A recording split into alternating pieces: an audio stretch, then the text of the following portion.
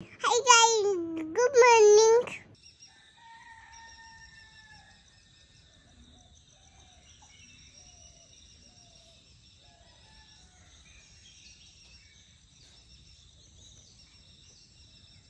तर आज होता गौरा गणपतीचा दिवस पहिला।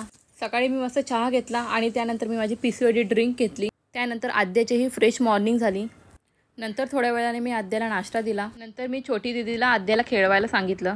नंतर एकीकडे आम्ही उकडीच्या मोदकांची तयारी करायला सुरुवात केली। नंतर मी नाश्त्यासाठी कांदेपोहे बनवले आणि नंतर मी बाप्पाचे नैवेद्याचे मोदक बनवले। नंतर आम्ही सर्वांनी मिळून खूप सारे उकडीचे मोदक बनवले। मग मी ज्यांना उपवास होता त्यांच्यासाठी साबुदाणा खिचडी बनवली।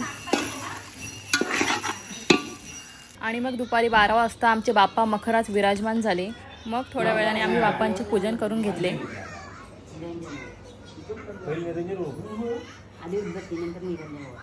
नंतर आम्ही सर्वांनी मिळून बाप्पाची आरती घेतली।